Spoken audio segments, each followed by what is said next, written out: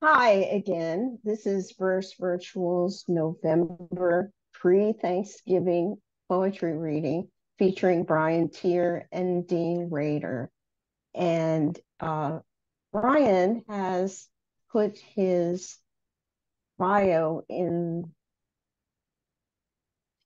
the chat, but for the purposes of people watching the recording, I will read it. A 2020 Guggenheim Fellow, Brian Teare is the author of 8 chapbooks and 7 critically acclaimed books, including Companion Grasses, a finalist for the Kingsley Tufts Award, and Doomsday Days, winner of 4 Quartets Prize and a finalist for the National Book Critics Circle, Kingsley Tufts, and Lambda Literary Awards. His most recent publications are a diptych of book-length ekphrastic projects exploring queer abstraction, chronic illness, and collage. The 2022 Night Book reissue of The Empty Form Goes All the Way to Heaven, and the fall 2023 publication of Poem Bitten by a Man. His honors include Lambda Literary and Publishing Triangle Awards and fellowships from the NEA, the Pew Foundation, and the American Antiquarian Society, the Headland Center for the Arts, the Vermont Studio Center, and the McDowell Colony. I'm going to stop there. If you want to know more, you can open the link or look up that link, which gives you also a list of all his books. And I was going to put that in the chat anyway when he started reading. So why don't you take it away? And Jim, are you getting the open micers on a list for me? Totally. You can throw me in the end if there's room. All right. Take it away, Brian. Awesome. Robbi, I really want to thank you for hosting this space. And then also, Dean, thank you for floating this idea to read together. One of the reasons this is really lovely is because both my book and Dean's book are in conversation with painters who knew each other actually pretty well in New York in the 50s, both of whom are Southern men, both of whom are more or less queer to some extent, and both of whom really shaped American painting, abstract painting as we know it. So my book, Poem Bitten by a Man, oh, it's too bright over there to really see it, is in conversation with Jasper Johns, as the painter Jasper Johns.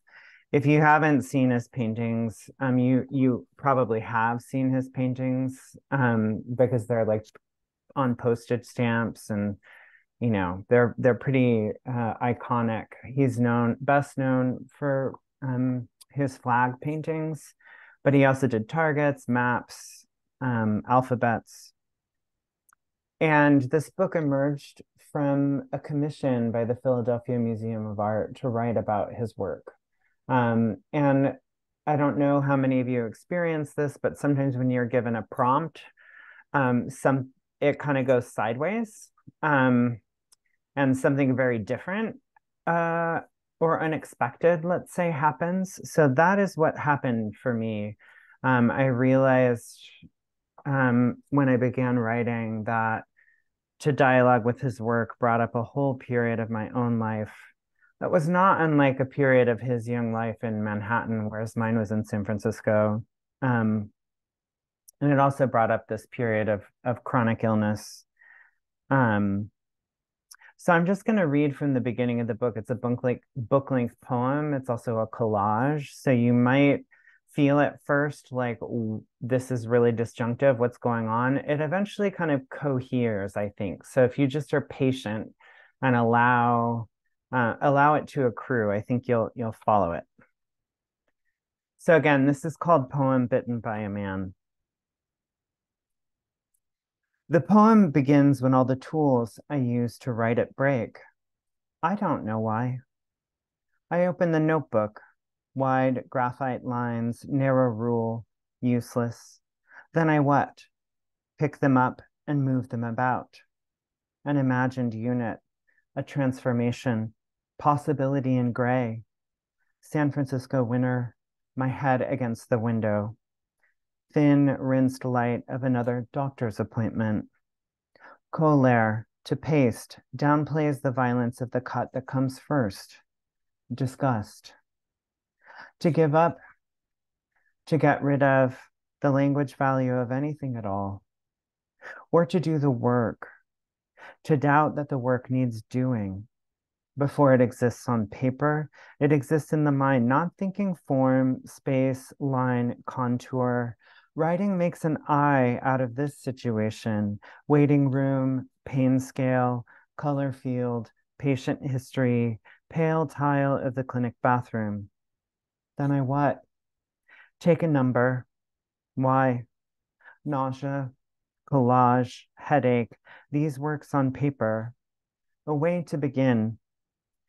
A way to begin, to pursue meaning through its displacement, to understand change, remarkable or hidden, to go on, still thinking about painting. Being ill in my 30s is like certain paintings from the 60s. Agnes Martin saying yes to the grid and no to pretty much everything else. Rational and fetishistic, disciplined and obsessive, her tape and ruler and graphite lines floating on canvas. Like any sign, a symptom becomes abstract through repetition until illness, too, seems double-voiced. A materiality that says yes to what, that says no to what, is what I ask, negotiating. Define object. Define event. Move the inside of the picture between invisible and visible, the ineffable and the clinic. What's considered to be the material? Flower, fruit, phallus, book, and vase. What principles obeyed, what principles refused, embodied by what materials and processes. The morning I vomit between parked cars and stand up, fog rolling off Twin Peaks. Not a drawing, not a structure, not a speech, not a construction. With a stained collar, I go to the doctor. And now here is Jasper Johns, who writes in his sketchbook, "It is what it does. What can you do with it?" And then this is, most of this book is kind of hybrid genre, but there are these flag sonnets that punctuate the book. So this is the first flag sonnet. Flag, 1954 to 55, encaustic, oil, and collage on fabric mounted on wood, 3 panels, 41 1/4 by 60 3/4 inches. To read a painting, to read a page, is to live overlapping moments, flattened on a plane, a site of love and aggression. Every object of study, a fantasy object that survives the inevitable reader who says, "Hello, dear other, I destroyed you. I love you." A technique of individuation and an inescapable condition of cultural production. To paint a flag means designs taken care of, John says in 1959. It gives me room to work on other levels. Which other levels does he mean? Critics ask for decades. The commonplace as a painting. It's affect, flat as a slap. It's the military application of visual techniques for focusing desire or aggression, an affront to certain histories of art, graphic design, nationhood. And aren't there other levels? I ask the flag as I pull back the bedsheet beneath layers of newspaper and tinted wax and lie down. Not really collage, the critic says, not really encaustic. the dream of a former soldier with a new boyfriend and an estranged alcoholic father, dead the day before his first show. The flag's a fantasy of love and destruction, emblem of everything conflicted inside him. The flag's an affect, wide as migraine, debilitating and interesting to lie down inside.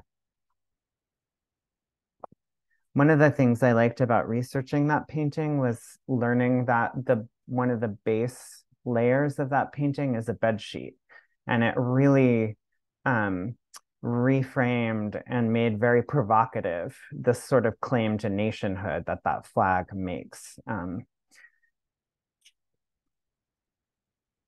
The day I move in with R, my father dies into a more permanent estrangement than alcohol. In bed, I can't shake the sensation of movement, our new blue bedroom like the prow of a ship headed into the Pacific. The sky now like an egg with the top lopped off, gelid ruddy sun ringed in white. In his sketchbook, Johns believes painting to be a language, ut pictura poesis, sort of. In the notebook, I copy foreground, background, figure as a space or hole in the landscape. The way a painting hangs outside its maker, never ending, the only thing in the world both continuous and still. The problem is how to make language more, the dimension that holds and meets multiple demands: love, work, death, art, and gut trouble, joint pain, headaches that last for days. I write it all down. Competition is definition of one kind of focus, competition for different kinds of focus.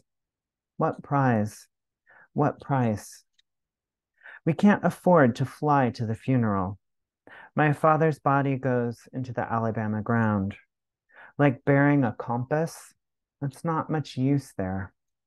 When the rose is destroyed, we grieve, writes Agnes, but really beauty is unattached and a clear mind sees it. Each night, bedded down with R in sleep's bluest boat, I think I hear a foghorn guide us through the golden gate to open ocean. In the archives of abstraction, I hold pages of Agnes's handwriting. On lined paper, schoolgirl cursive, round and very neat. I love artists' writings the way I love handwriting, its adjacency to drawing. Sincere, open loops like her ruddy cheeks. Her manuscript has the look of dictation. It bears so few corrections. Johns in his sketchbooks truly tries things out, betraying proximity to his own embodied life, where events occur without permission. Though finished artworks try to hide it, finish is often predicated upon denying the interdependence of the artist's, of the object and the artist's body. How easily numbers slip into alphabets and into body parts and colors. For a long time, I lie in pain on the doctor's examination table's awkward paper, afraid to rip it, to move my body, to move my mouth, to move the words, to leave a trace. Shifting the object drives form in a certain way. Two systems, figure, ground, irregular. And I'm just going to read 3 more pages of this. The way painters summon a color through touch, a feeling gathers in my gut, continuous gesture a little closer to orange. Each thought, not a long brushstroke, but rough, interrupted, moving toward fragment, notation, parataxis. A feeling of being cold from inside my body.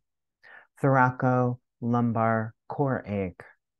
Areas of red, yellow, blue crossed out fill the space loosely. I want a theory of embodied life that is also a poetics, a technique for writing without violation of the central self. What's that? What I too often leave out: 3 part-time jobs, 2 side hustles, unpredictable pay. You can't make life or art, R says. You have to work in the gap between. Then I what? Begin with the possibilities of the materials and let them do what they can do. Space everywhere, objects, no objects, movement to accommodate the actual. Depositing $185 from a freelance gig, I'm still overdrawn, down $2.58 for the week's groceries. To finish the job, I'd left everything else unfinished. To be exact, I'd left everything in writing unfinished. Debt again settles in my body next to illness. Chronic shift in my central self. Low income art, symptomatic art, everything connected below the surface. And as I hope y'all can hear, this is a little bit of trying to remember what it meant to be a young artist and making a way. So I'm just going to finish with these 2 pages that are tributes to artistic friendship, which I think all of you here can really probably feel the love of artistic friendship given the community that y'all have. Heartbeat of paper, a somatic language. Every material has several possibilities, Ruth Asawa writes in her college notebook. Let's find out. Listening to these pages, I move my body from paper to paper to paper to paper, continuous as the single strand of wire she loops into biomorphic sculpture, gorgeous invagination. I always begin on the inside. She knits gold, the outside surface inside the next. In this photo, the tips of several fingers bandaged as she loops the wire to itself, abstracting the material. Abstractus, both incorporeal and isolated, secluded. But I like abstraction best when I've seen the hands that made it. I like the photo more, knowing her friend Imogen Cunningham trades 3 years of photographs for house repairs done by Asawa's architect husband. Even her mentor, Josef Albers, Bauhaus formalist, teaches never to see anything in isolation. Define space, define an object by defining the space around it. Ideas that aren't solved don't have shapes yet, like the white space around these lines. During the war, the state seizes her family's Southern California farm and interns them all in Rower, Arkansas. At Black Mountain, she falls in love with a white man from Georgia. In San Francisco, years ago, not far from here, Cunningham brings homemade Satsuma jam to her door, first gift of a friendship from which more forms flow. And then this last page is for Kathleen Fraser, an important mentor of mine who died about 4 years ago now, I think. When rain blows in from the Pacific, the windows rattle in their frames. At my desk, I listen to the building touch itself and tremble. One small wall heater in the flat's front room, we wear sweaters to bed. I've never lived with a lover before. I haven't loved anyone so helplessly since I was an infant, which means I can't see R clearly at all. I just hand myself over to him, the way a nurse gives a swaddled newborn to its mother. After visiting us, Kathleen warns I'll have to fight for my writing. She says she can tell he won't make space. Dear other, I address him. in sentences, each word a precedent for what new order, forward movement, to live a creative life. Money makes it hard from the start.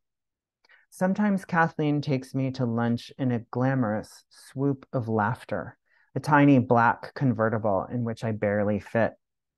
Grand in a messy headscarf and chunky jewelry, she makes me think poetry might be possible in this city. But she has money, sends me home with bread and leftovers, a gift I share with R on the couch in front of a space heater, the way I want to share what I learn from her poems, the powerful field of her reality. But I don't yet know how to begin to talk to him, to bring into words fragments I conspire with him to hide. It is part of my commitment to him and myself. It is my politics and my love. Thank you so much for listening, and again for having me. Thank you so much for being here and reading us those intelligent poems about art and the relationships among artists. Okay, I did find Dean's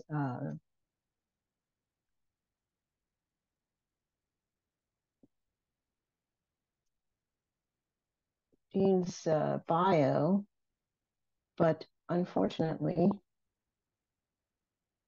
I've lost it. So I'm going to post a link to his webpage where it probably resides.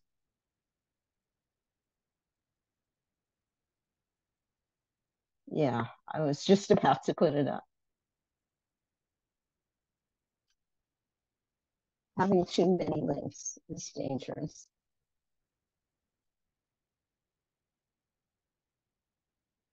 So just go on and read. I can do that. I don't need a bio.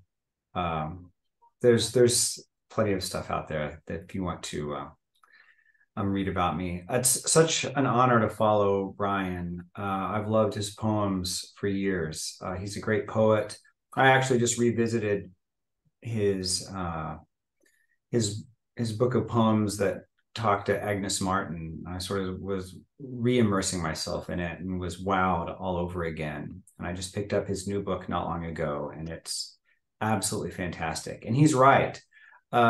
Johns and Cy Twombly, who I write about, my book is all poems that talk to the work of Cy Twombly. They were actually at Black Mountain College together, along with Robert Rauschenberg. And Charles Olson was their teacher. The three of them were really close. Well, actually, as Brian mentioned, in 1957, as Johns was about to have his first show in New York, Twombly had taken off to Italy, and he lived most of his life in Italy. He would come back to the States every so often. He was from Lexington, Virginia. His father was a professional baseball player. His name, Cy, isn't his real name. It was a nickname, but came from Cy Young. Anyway, he would sort of go back and forth between Lexington, New York, and Italy, where he lived most of his life. So while Johns, as Brian's amazing poem suggested, was painting it the American flag, and Rauschenberg was doing these big collages of the Kennedys, Twombly was in Italy making drawings about Hesiod and Ovid and Virgil. In some ways, he was the least American of these American artists, even though he sort of was steeped in the deep Americana of the South and baseball. And I was really struck by the many overlaps in Brian's book and my book, the interest in the similarity between drawing and writing, as well as thematic issues like the death and burial of our fathers. In fact, this book really began, its genesis was the death of my father. I grew up in a small farm town in Oklahoma, And my father died right around Christmas in 2017. And in 2018, my sister and I returned to Oklahoma to go through my father's effects. And he had been mayor of our hometown, and he had run for state senate, and he was a state championship baseball coach and a bail bondsman and a hog collar and this very president of the Kiwanis Club. He started a youth sports program. There's still a Gary Rader Mentor Award. He was this very, very public figure. And right after I was going through all of his things, and I kept asking one question: what makes a life? Because he and I have chosen very different paths. And I flew straight from Oklahoma to New York. I think I was doing a reading at NYU.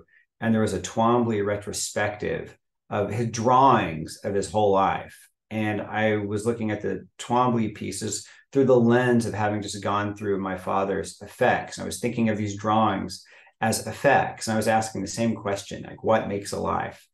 And I was so much more drawn to Twombly's answer to that question than my dad's, who is, you know, is a lovely man. And I actually, they had to throw me out of the exhibit that night. I was the last one. It was at the Gagosian down in Chelsea. And I wound up walking the High Line back to my hotel and sat down and wrote the poem that would become the first poem of the book. And then as the pandemic set in, I just became more and more obsessed with thinking about Twombly and these interesting overlaps between what he's trying to do on the page or on the canvas and what I am trying to do with poems on the page, and the link between writing and drawing and seeing and reading, and this larger notion of inscrutability that I think poetry often can seem to be suffering from. Like, what does it mean to just not know something? And Twombly's handwriting is literally inscrutable. But I think a lot of people complain about poetry also being inscrutable. Anyway, this is the first poem in the book, the poem that I started working on after the exhibit. Oh, and so the book is a very visual book. So for most of the book, there will be a Twombly image on the left-hand side of the page, and then a much less interesting Rader poem on the right side of the page. And this is called Troubled by Thoughts About Infinity and Oblivion. I exit the Twombly retrospective at dusk and walk the High Line with the ghost of my father. And this particular piece is one of Twombly's pieces from the Orpheus series that he did in 1979, where he often writes outlines from sonnets to Orpheus in the piece. And this book is haunted by the ghost of Rilke. Dean, before you get started, would you like to show images? Are you set up to show images? I will do this. Can't see him at all from here. Oh, I'm probably not set up to it. We'll see. Okay. See but let me know and I could make you co-host. You know, Robbi, if you pin Dean, he'll be we can all make him the central figure, and then we can see. Jim, could you do that? If you just change to speaker view, he'll be the center. Okay. That makes me nervous. Don't. It shouldn't make any difference. There you go. Right. Troubled by thoughts about infinity and oblivion, I exit the Twombly retrospective at dusk and walk the High Line with the ghost of my father. This evening, the unknown waves its wand, and a beam of light disappears into the sky's black hat. The moon has never known its true home. The stars do not remember when they began their journey. Out of that forgetting, they begin their own making, just like us. Soon the sun will take off its cape and open a door to a place that is not there. Out of that absence, the questions. What black bones hang above the unseen? What name does the fire give to flame? What burns through existence to endlessness? We are not here long enough to believe in anything but language. and yet we know what awaits us is silence, somehow always rising above the darkness into darkness, always drawn to our own obscurity. Future self, I think of you arriving at our ending, last line on the last page, the trace within the vanishing, the final sleight of hand in which everything disappears. Remember, the unseen is never truly empty, and despite erasure, the canvas never blank. All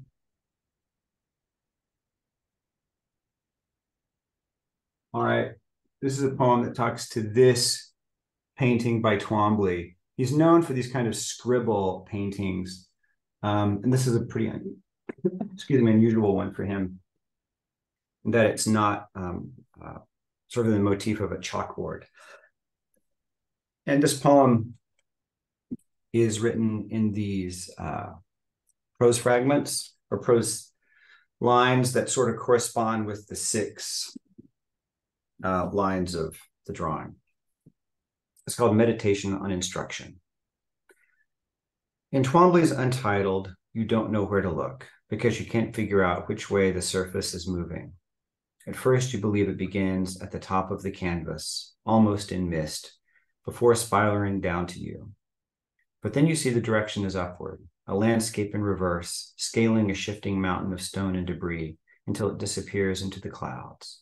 Vast swirl of stasis and motion, umber erasure of the heavens. 2.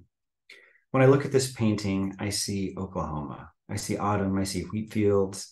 I see the sun, an array of rust, and the wind bending the stalks, but at the same time, mending them into something akin to skin, smoothing itself over a body that is not there. Internal swirl of the not yet cut, gloom and on, spike and stem, glazed gold, and the long rake of late light, all spiral, all coil, here tiller and rachis, here the ligule of last leaf. 3. How many fields go fallow inside me? Do you recognize me, wind, blind in the emptiness made by your moving? 4. This is one of the few scribble paintings Twombly executed in earth tones. Color, its own language, its own metaphor. Imagine the same composition, but in blue or green. Imagine this poem in stanzas. Imagine the dead deep below the surface of the field, the roots of the stalk stretching toward history as the little tips and the bright breeze make their own marks in infinite space. 5. In 1970, Twombly is 41 years old. He paints this in Rome, where 41 years later, he will die. This piece makes me think of death, the palette of harvest, the season receding into the long barrow of winter, the harrow hard into ground, the nights numberless, cold and countless, the orange and ash and flesh and flint and fall, the silent shift from stem to soil, that last release, the unlocking leaf, the slash of sickle and scythe, the brush lifting from the canvas, the pencil pausing. 6. When I was a boy, my grandfather walked me around the rim of our family farm. Wheat and more wheat, nothing but wheat, barely soil, barely a hill. It was Sunday. He was still wearing a tie. His shirt was the color of the wheat, his tie brown as the dirt the wheat bequeathed. If you stand here long enough, he said, you will learn everything you need to know. I, who always wanted to be taught, asked him if he thought God could learn anything new. He put his hand on my shoulder, and we walked into the stalks like two figures stepping into a story from an ancient book that is yet to be written, into the blank spaces where illustrations would go. The page, like the world, is always waiting to be known. When God looks at my life, the Lord learns nothing from me but infinite regret. But when the Lord looks at this painting, it is God who learns about light. All right, maybe I'll read 2 more poems and release you from Twombly jail.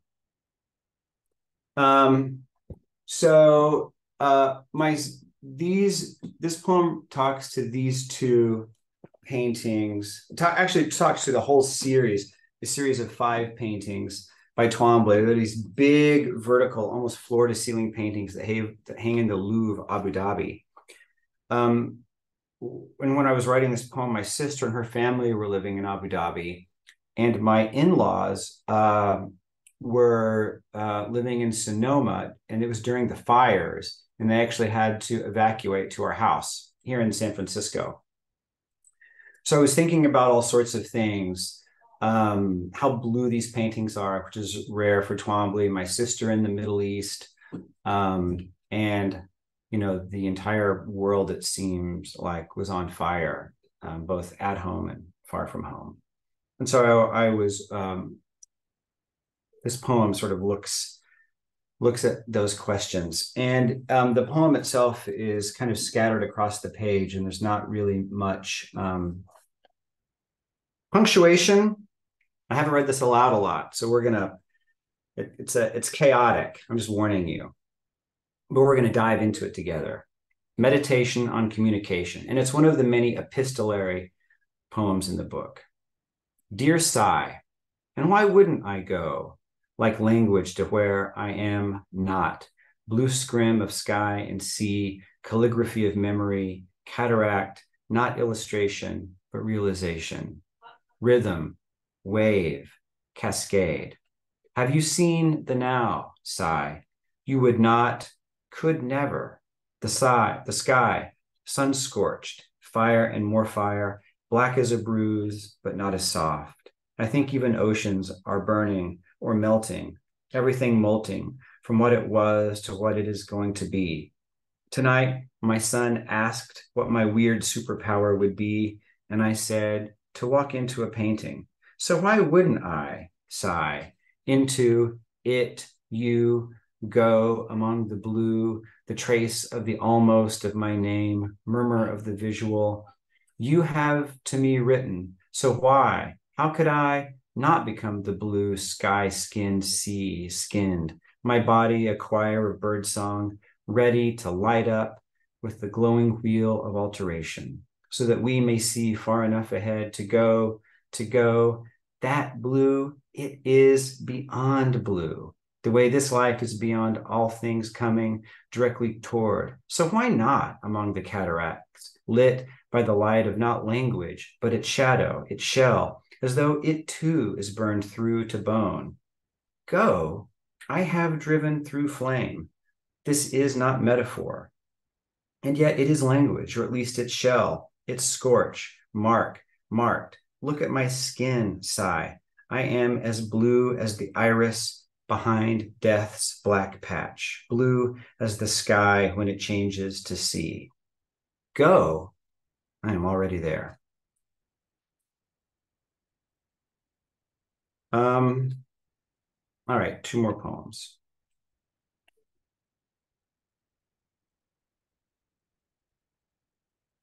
Earlier this year in March, my wife was diagnosed with stage 4 pancreatic cancer, and it was a really, really awful time. The good news is that she's in remission. Long-term things are uncertain, but this book actually began with the death of my father, and it sort of was bookended by the death of my mother, who died from COVID last year, right as his book was about to go into production. And this year, I'm just really glad my wife is still with me. And this is a poem for her.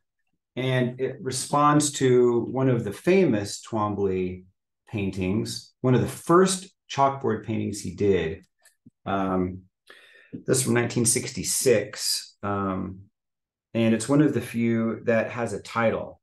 Most of his scribble paintings are untitled. And this one is called Cold Stream.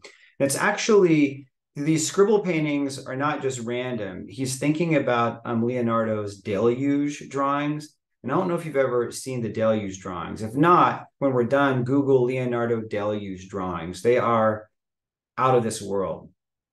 And so I was thinking about floods and motion and movements and rivers and infinity and all that. So this is for my wife, Jill, meditation on motion. The line, like the river, does not know to stop. Neither does my wonder. I would like these lines to be drawn on my skin. I would like to feel these lines beneath my skin, a current alternating between my body and the earth, galvanized with meaning, charged with inscriptions of infinity, like us. Oh, beloved, to flow with you through this life and after, the elegant simplicity of a fusion, our motion lost, and the rolling waves that carry us out, encirclement and continuance, and the connection of everything drawing us in. Beloved, we don't have to be beautiful to be beauty. And I'll close with one more. Thank you so much, Brian, for reading together. This was a real treat for me. Thanks, Robbi, for doing this wonderful series. I know it's so much work to do these series and put everything together, and you've created a lovely community here, and it's people like you and this crew that keeps poetry alive. And at these times, we need it. This is the final poem in the book, and it also talks to one of Rilke's Orpheus paintings from 1979. And this is one of the things about losing. I'm a parent of two boys, young boys, and there's something about when you lose your own father, when you are yourself a father, that really, well, freaks you out. Freaked me out anyway. This is a poem called Once Again in Thought About Rilke, Twombley's Orpheus Paintings, and Fatherhood. I consider the inevitability of creation and loss. Scarred sky, the last beams bruised beneath the surface of stars, the whole world a contusion, slowly transforming from one thing to the next, the one cell, the one life, always becoming two. What if it is the sun that follows the moon? How do we know we are not the bridle hard against the teeth of this life? Just because something has a saddle, that doesn't mean we should ride it. What would it take to be inside the music the cello does not know how to play? What would it take to say to the strings, make me silent? What would it take for the skin to sing its own song of blood and blooming? To know one truth is to know nothing. To wear your nothingness, well, now we're getting somewhere. I once believed I could be lifted by language out of language. I once believed the horse hooves in the distance were the ocean telling the rocks about water. I once believed loss would thread my mind's needle like a blind seamstress. But that was a long time ago. Now, I understand that time is nothing more than pure duration, and that the mind is a field of herons who have lost their way. Even so, I will let the entire lie down in my body's blue light in hope that something will start to heal. Thank you all very much. Thank you so much for coming. I'm going to ask, because our feature went a little bit longer, which is to be expected with acrostic poems, for the open mic folks to plan to read one short poem and not to exceed about 3 minutes or so. So thank you so much. And at the end, we can come back and you can ask questions to the features if they're hanging around. Thank you so much. Our first person on the open mic is Marc Petrie.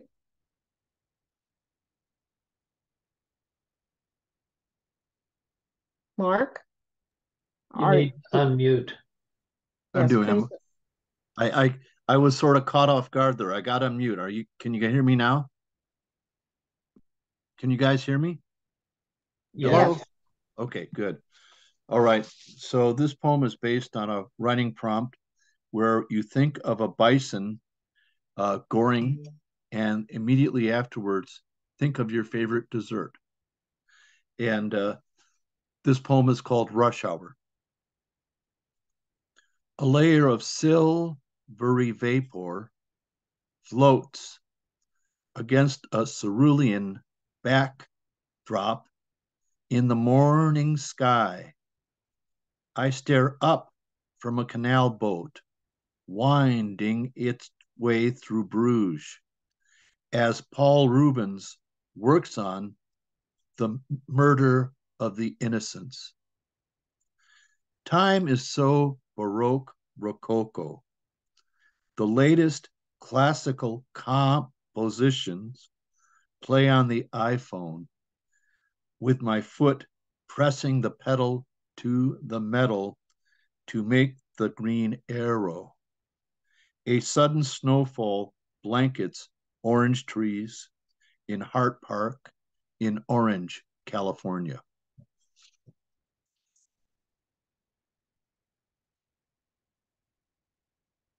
Thank you, Mark.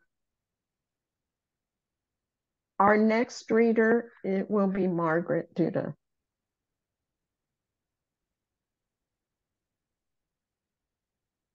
Margaret, you have to unmute yourself. Are you still there? She's there. There. Okay. All right. This poem is entitled Apple Tea in a Fairy Chimney. And I don't know how many of you are familiar with Cappadocia in the center of Turkey, but this is where it takes place. And these are actually living arrangements where people have carved into the rock. Apple tree in a fairy chimney.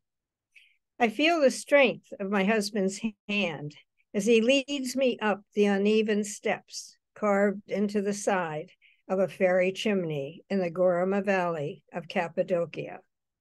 We enter a sand-colored room, chiseled and tough, settle close on a stone ledge covered with pillows, admire the woven carpet beneath our small table, and inhale the aroma of traveling through time. A sandaled Turkish waiter in a long white robe brings apple tea in clear hourglass-shaped cups, then lights a tall candle, smiles, and quickly ducks back out the door beside a window with no pane. 14 years after my husband's death, I reach back across 2 million years, and once again, eternity lets me feel his hand in mine in the flickering candlelight of a fairy chimney. Thank you. Thank you, and thank you for the beautiful image. Anita May, you're next. Okay, thank you. It's an honor to be here. I kind of stumbled in, referenced from Louise Moises, and I have a book that just came out last week with Zeitgeist Press called All of It, and this is from that book. Why we wait. We put on these bodies, but they never fit that well. Life's so short, we can't bear it. The pain of our longing is a cry caught forever in the throat of creation. Time is the great magician who flicks his cape to give the mechanical lie to existence. But time can only delay the eternal, while it puts a mask on the Godhead and stuffs reality into an alarm clock. We put on these bodies, but they never fit that well. The song of the earth is sung while the melody echoes through our bones. Thank you.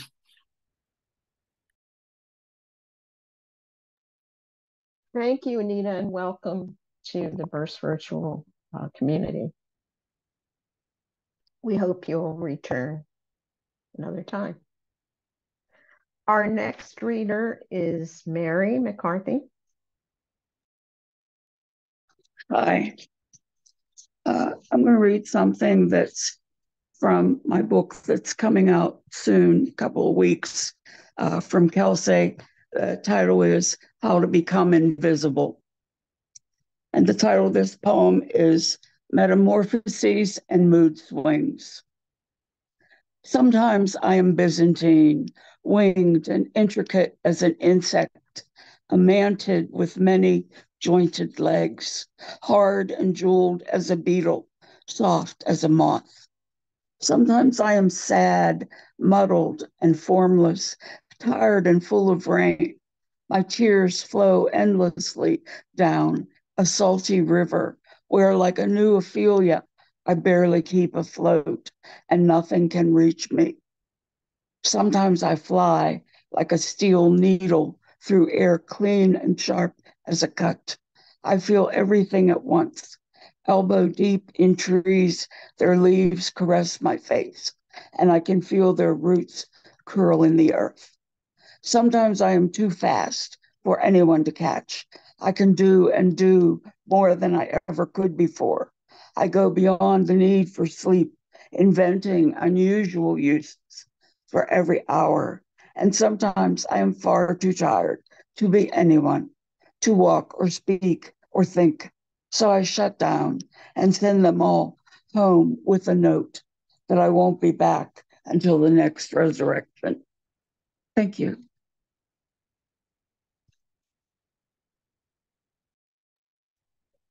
We have a person in the audience from who is living, I believe, in Germany. Are you still here, Konstantinos? Because if Yes, you want I to am. read a short poem, you may do that now. Yeah. Could I share my screen, or is it? Yeah, let me make you.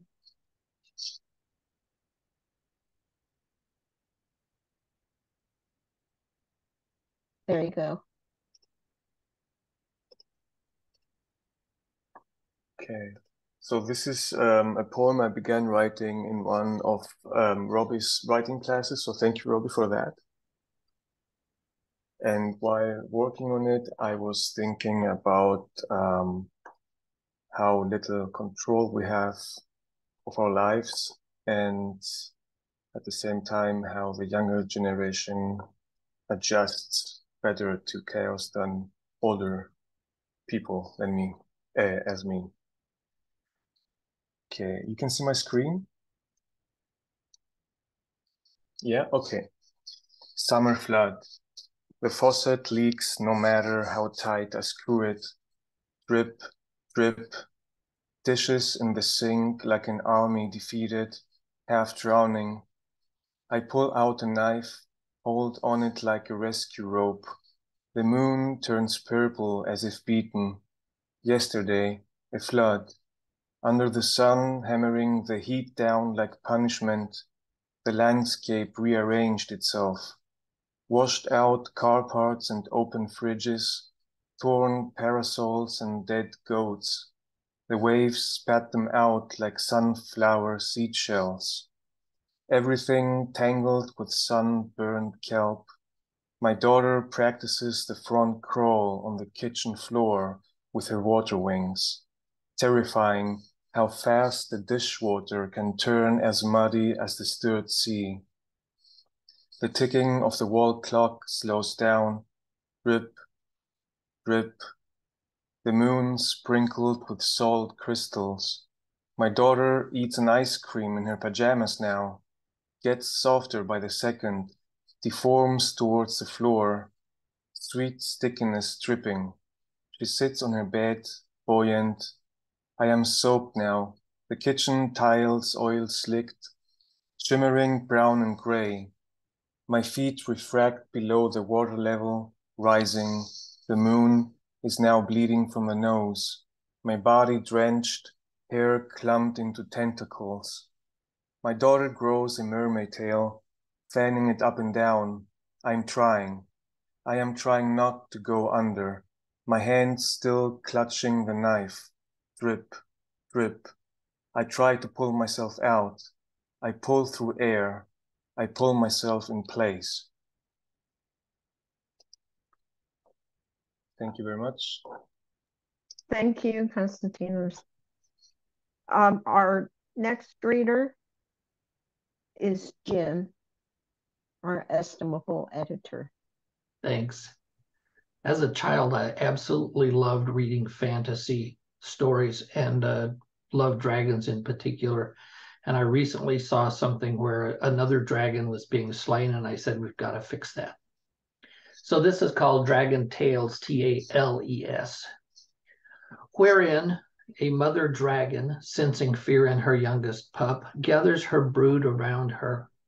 Children, she says, you surely know how very long a dragon lives unless confronted by the evil of humans who know nothing of magic, of dragon fire, of long life.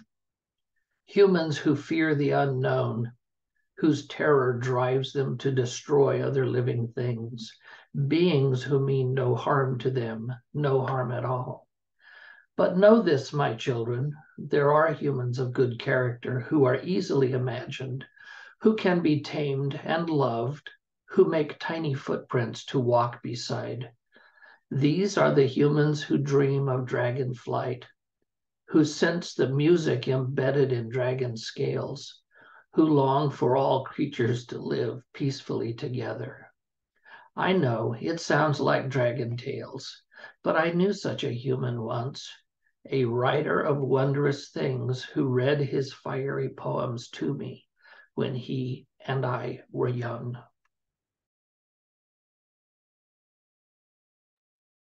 I can hear Puff the Magic Dragon playing in the background. Thank you, Jim. I'm going to close the open mic with an ekphrastic poem, but it's not about an image.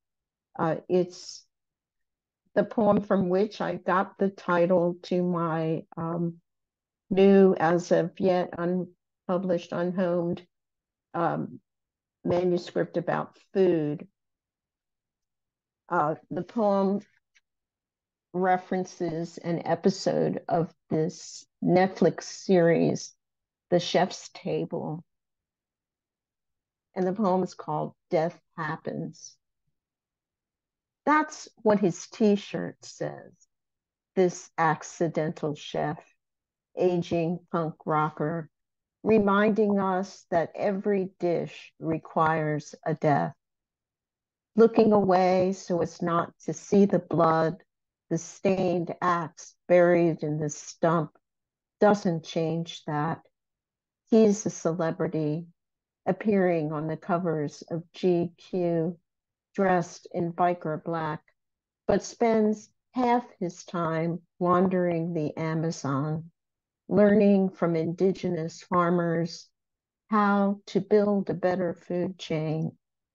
Brazil speaks through his fingers, giving us a flavor or a scent not always comfortable or pleasant, elemental, the dark taste of ants, so much like lemongrass and ginger.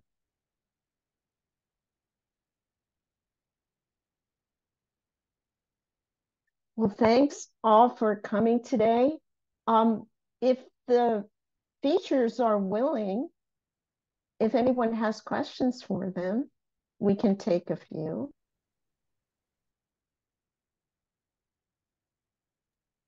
Totally willing, if there are any. I have a question for Dean. Oh, I'm sorry. Go ahead. I interrupted you. Bernadette, did you have a question? Just basically a comment.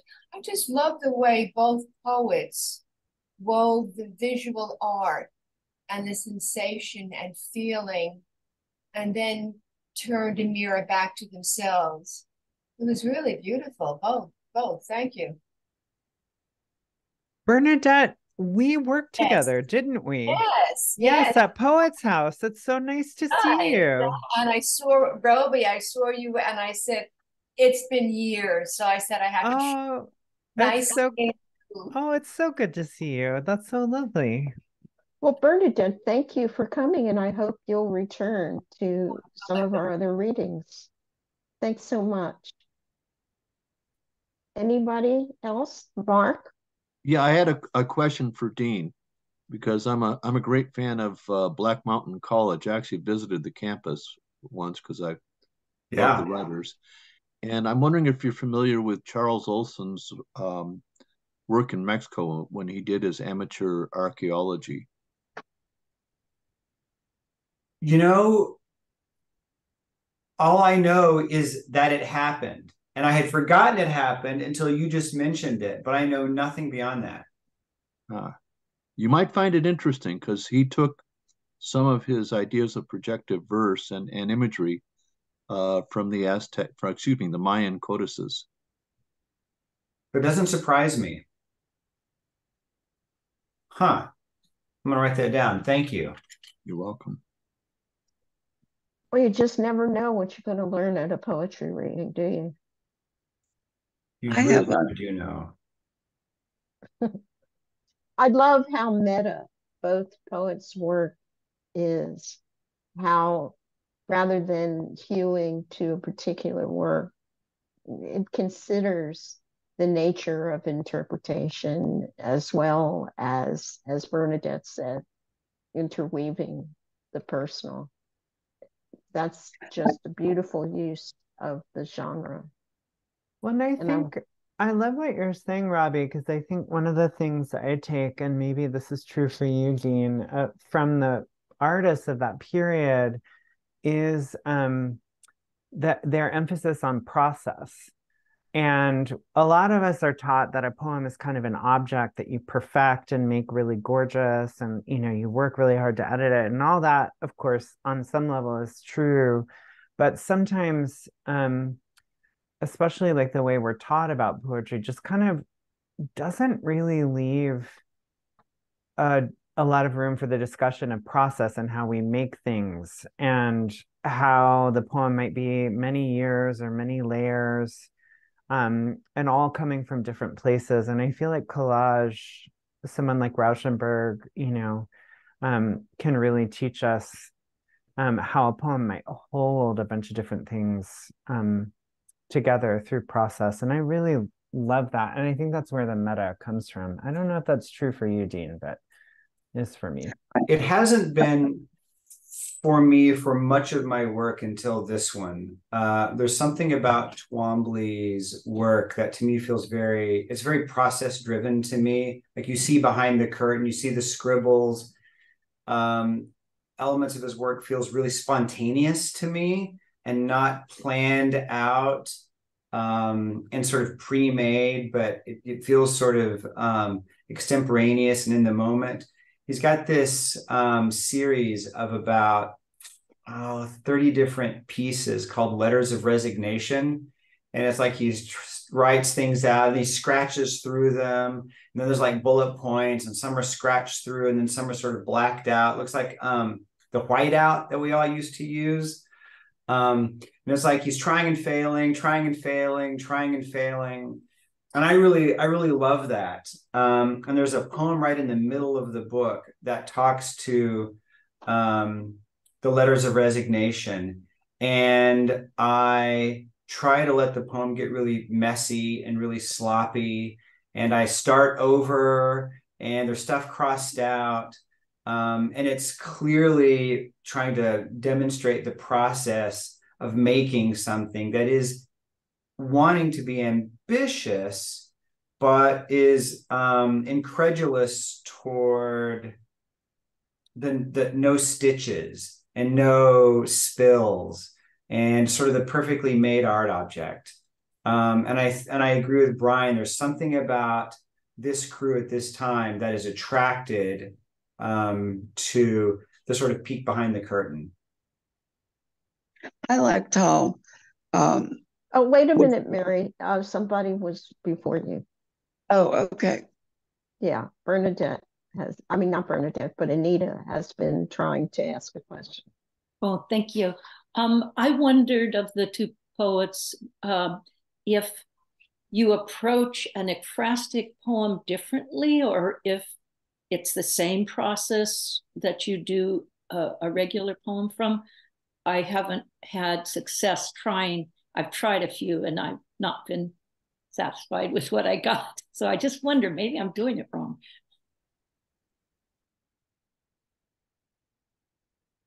I defer to Brian on that one.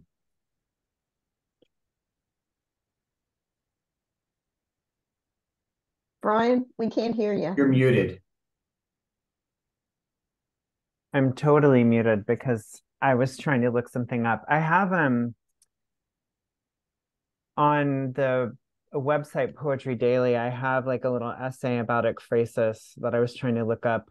That also has an assignment, Anita, that might kind of maybe spark something else. I do, there's a theorist I really like who talks about orientation, not just as sexual, but as relational, and the direction, it's about what you're turned toward. And so I do think when you're writing an ekphrastic poem, you're in a different orientation than you would you're turned toward something that you wouldn't necessarily be turned toward when you're writing a poem just kind of from inspiration, let's say. And so I do like the notion that between oneself and whatever the art object is, a conversation happens, but also that space between oneself and the art object, anything can go in there. Like you can research, like many things pass between oneself and the art object. And I think that's one of the things both Dean and I are doing in this book is like autobiography passes through that space. Our research and our, everything that we learn about the artist, et cetera, pass into that space. And you can kind of sieve through what passes through yourself and the art object to like bring stuff into the poem. Sometimes that's the artist bio, sometimes that's their process notes. Like a lot of the collage of this book is actually from Johns's notes on his own process of making.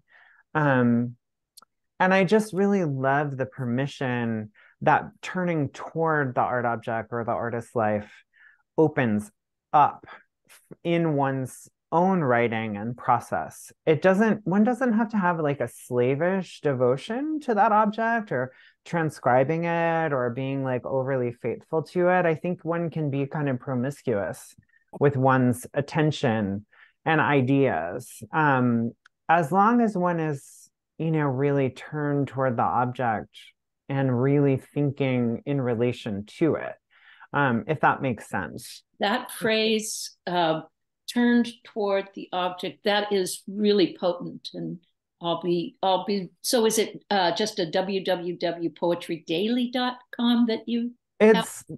Let me put myself on mute and let Dean talk, and I'll find a link that I can put in the chat. It's a really great essay. I actually taught an ekphrasis seminar for the Poetry Society of America, I don't know, a month or so ago. And I used one of Brian's poems and I referred to that essay. Is that on video or? That one? The class that you taught? No, I don't think so. It was a 2-part Zoom class. But I'm doing a similar one for Ziziva next month.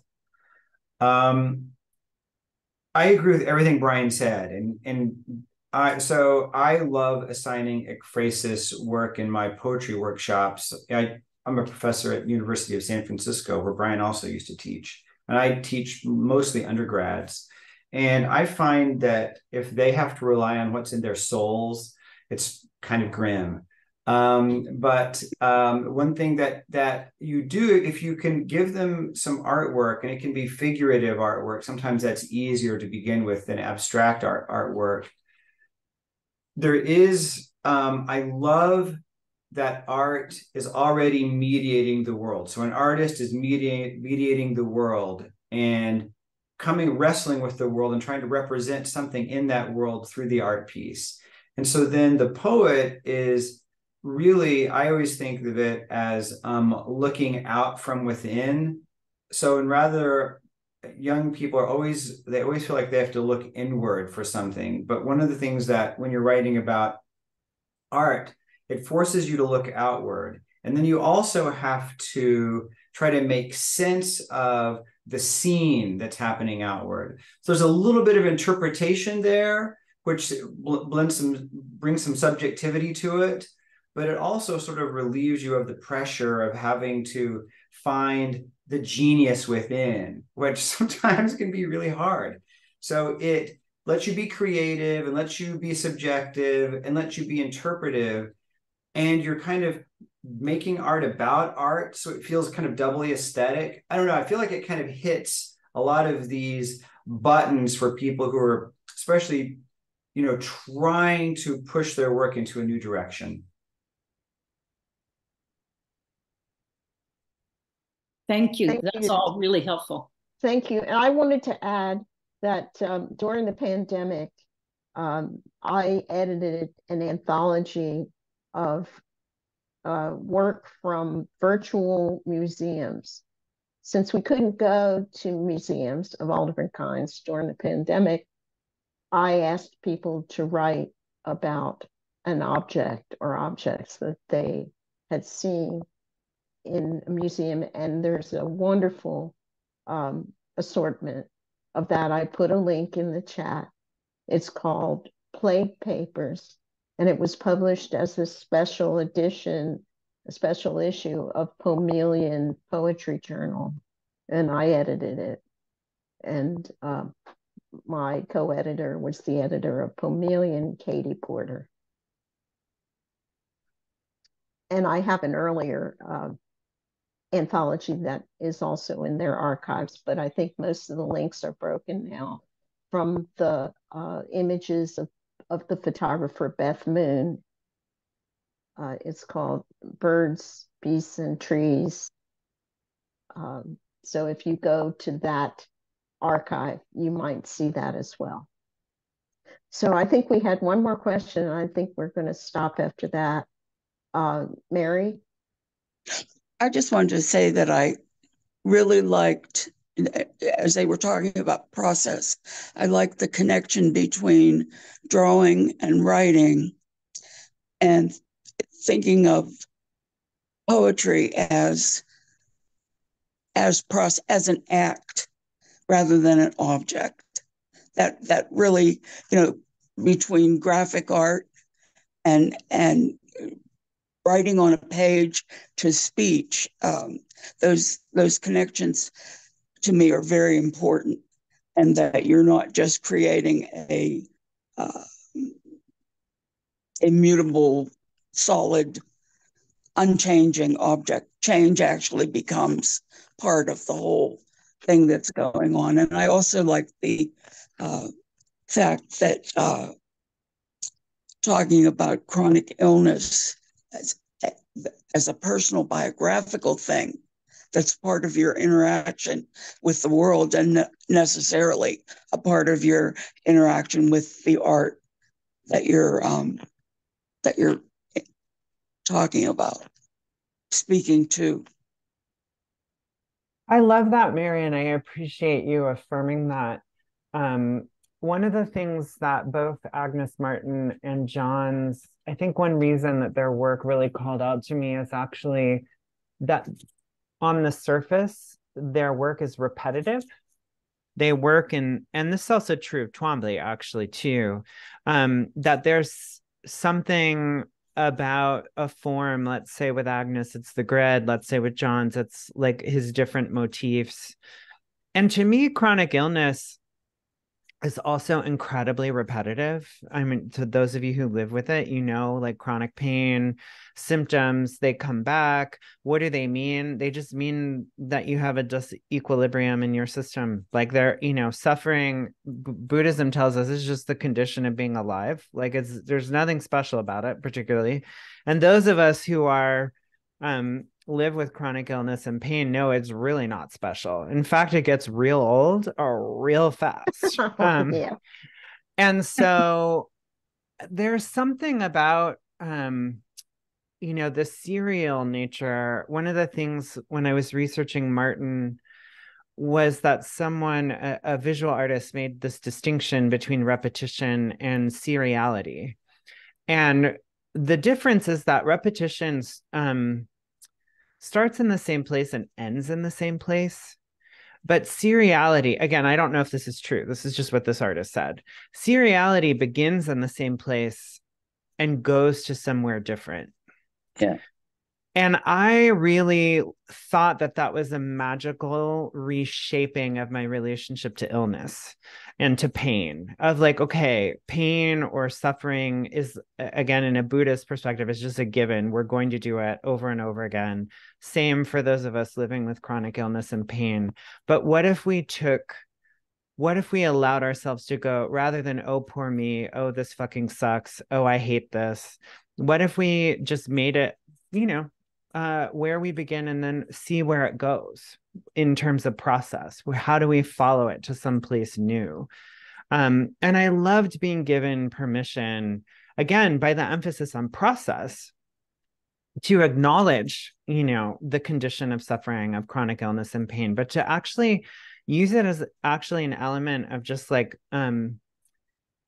in some ways weirdly neutral, like paint or, like a particular geometric form. Like, why not just let it go somewhere new? And the Anita, the essay that I have about Jada Feo, that I forwarded for anyone who's interested, that essay also talks about that. DeFeo had this really traumatizing dental surgery. And in the wake of the dental surgery, and her healing from it, begins to make paintings and photographs and paintings from the dental implants that she has to wear. And so starts making these kind of beautiful landscapes, beautiful still lifes. She makes a still life out of her teeth that are removed from her head. So she just has this kind of amazing attitude toward her physical suffering and her medicalization that's playful, that's kind of gross, but also lovely. And I took real inspiration from that. And the essay kind of addresses that a little bit. So I love that, Mary. I really appreciate that comment. And I hope some of these approaches give you permission to work with that yourself. Yes, thank you.